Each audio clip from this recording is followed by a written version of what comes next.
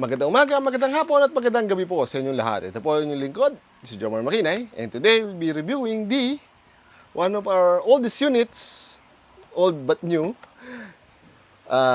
It is the very amazing looking Zehua M249.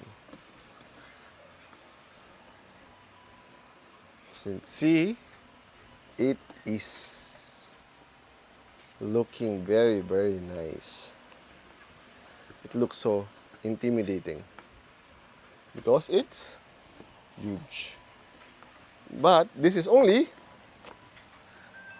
less than 2 kilos, so it is very light. Well, this is empty, so still very light. First, quality.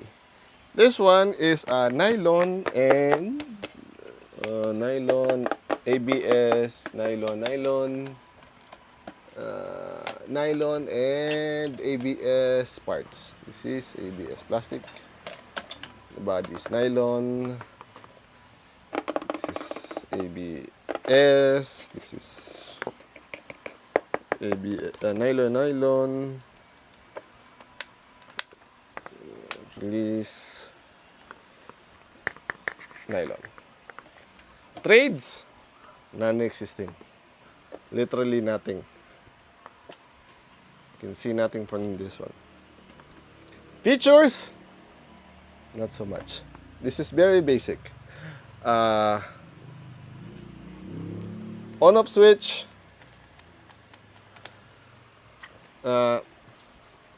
There's no even a reciprocating charging handle. I don't know if you call this a feature. It has an integrated bipod. It doesn't even have a magazine prime. But this is, I made another unit on this one, and for that one, I placed a magazine prime. I heavily modified that one, and I'm planning to do that again for to turn that off on this unit, because I really like this one, because it looks intimidating, but it's light, extremely light. There's not much features. Battery space, it's also one of the cons. Is very on stock. It is very small because see, there's a limited single battery space here for usual 7.4 battery. But then again, I've modified a friend of mine's unit like this. I carved the internal part of this one, and I was able to fit 2200 this here. So you can see lots of space. It's very thick, but modifications are needed. Weight, it looks heavy, but it's very light. Less than 2 kilos unloaded, and depending on how many gels you're going to load, and the gel capacity is a lot. It's around here. It's here. A lot. Not enough for the bottle mag, but it's a lot. And since loading is here, very easy to reload. Upgrades. Ooh, okay. For the upgrade of this one, this is a first generation Gen 8 gearbox. So the upgrades is same as on the upgrade guide, the Gen 8s. What we did on the last unit that we have like this, let me try to remember. 13:1, metal tooth piston body, cylinder head, and a Gen 8 nozzle. The motor is still the same, spring still the same, and just a giant 11.1, same as that one. And that's basically it. Oh, Magazine Prime. I installed the Magazine Prime installed the switch here. This is basically empty, so you can do whatever you want. I also installed a remote switch on that unit. Oh, this one also uses what do you call that one? Not tactile switch, micro switch. So it feels different. And there's the trigger pull. There's so much. FPS stock less than 200, I think, or 200, something like that. Don't expect FPS on this unit. It's well, it has a longer barrel, so okay. It can go higher, 200 plus.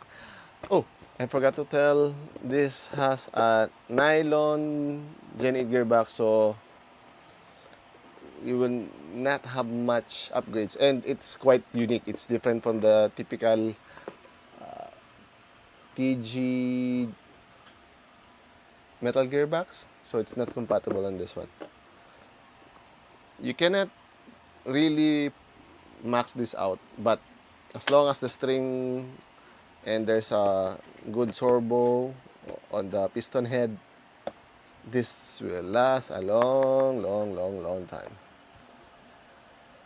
Range, this doesn't have an hop up, so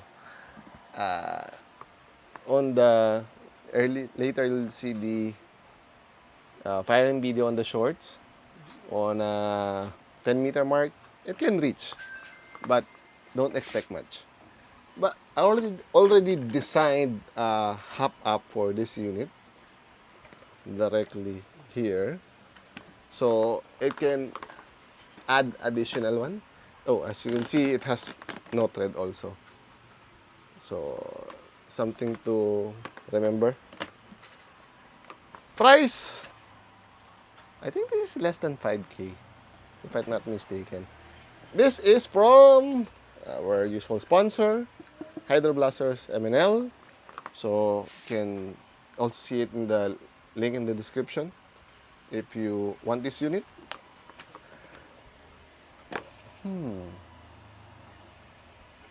The M249 is not for everybody. It looks very cumbersome. It's very huge. It has limited